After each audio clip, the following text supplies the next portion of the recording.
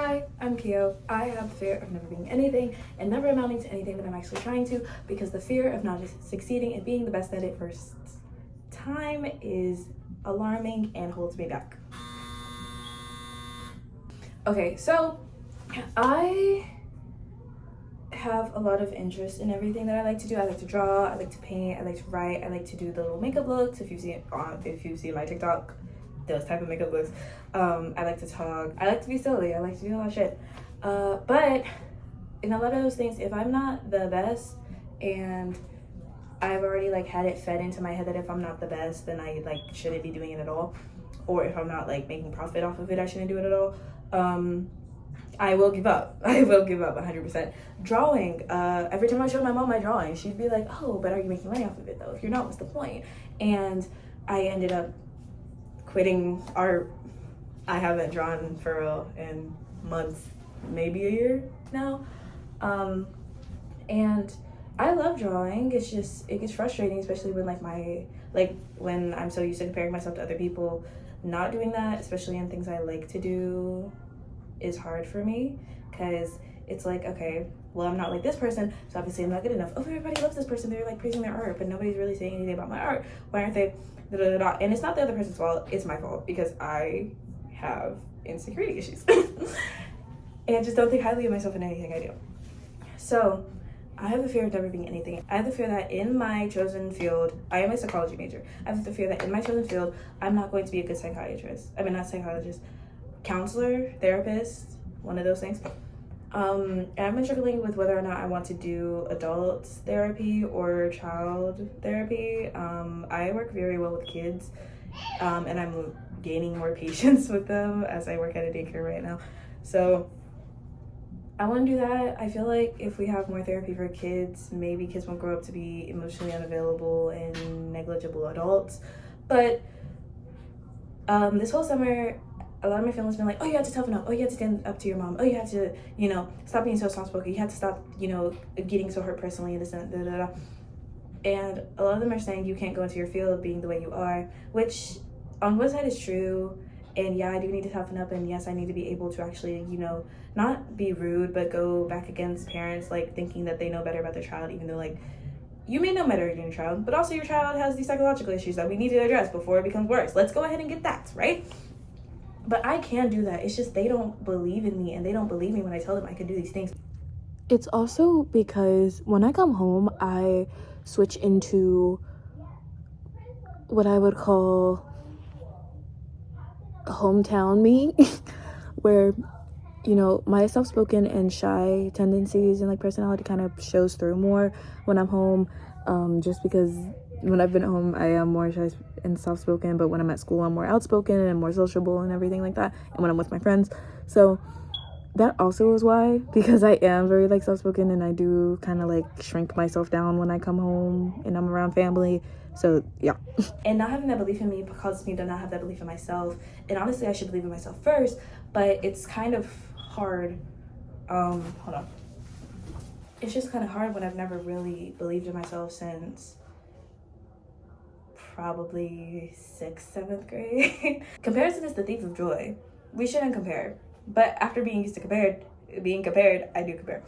I just felt like I was never adequate, never good enough, never, doing enough to really make and prove that I am smart, and prove that I can make good art, and prove that I am fashionable, and prove I am funny, and prove this and prove that. Like, I always feel the need to prove myself and prove that I deserve these nice treatments I get, like compliments or people saying that I do this good or that good. Then I'm like, damn, now I have to actually keep proving that I am this thing in order for those comments to still be warranted, and for that false confidence, because it's not real confidence, because I don't believe in myself, so I don't really find it to be real confidence. I find it to be fake confidence. If I don't prove that I'm those things, then everybody's gonna start doubting me again, and then what do I do? What am I left with? Because I don't believe in myself. I need other people to believe in me. It's like, this is a terrible analogy, probably.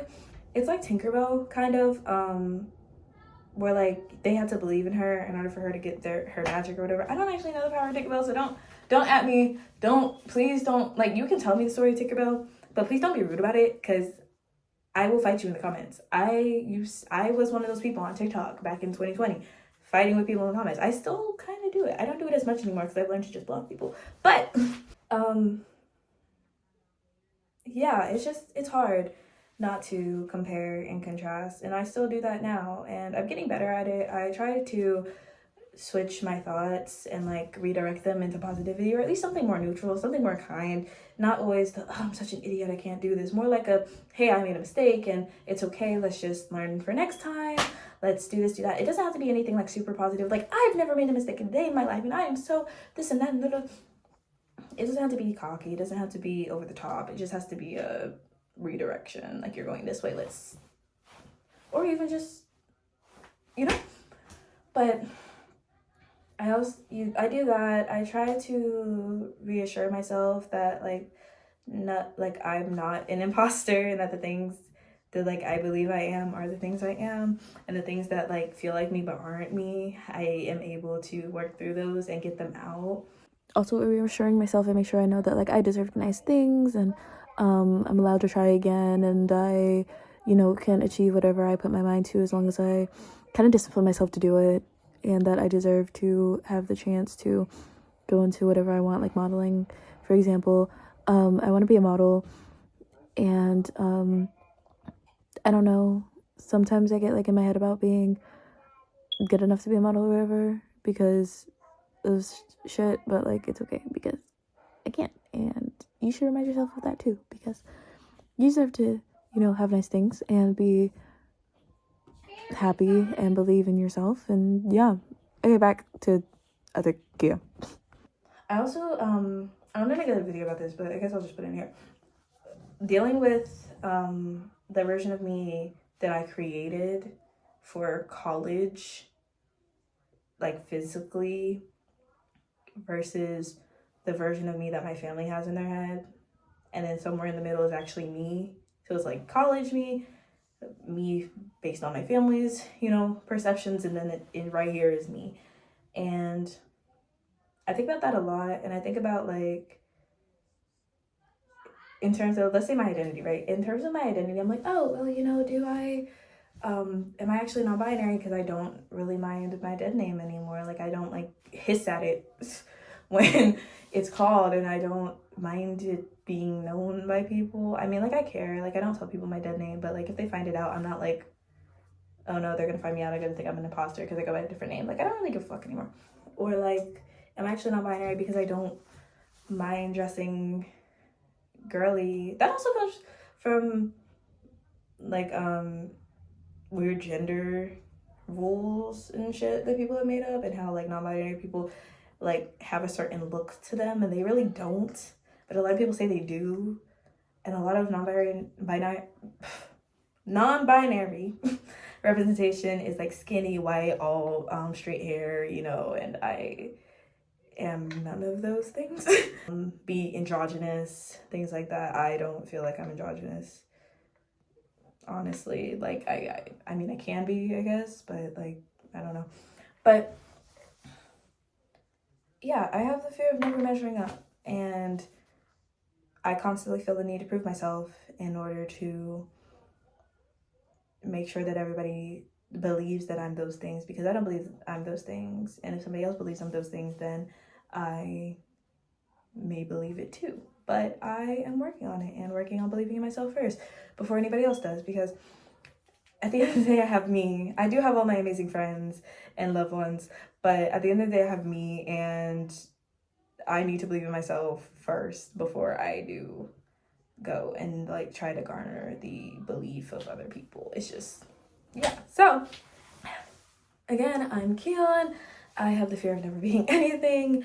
I already gave my whole spiel. I have the fear of never being anything and amounting to anything, but I'm working on it, and I'm working to believe in myself first and have that confidence in myself when I start new endeavors, when I go into different fields, and believe that I am meant to be where I am.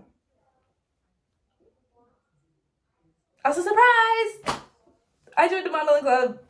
Bye!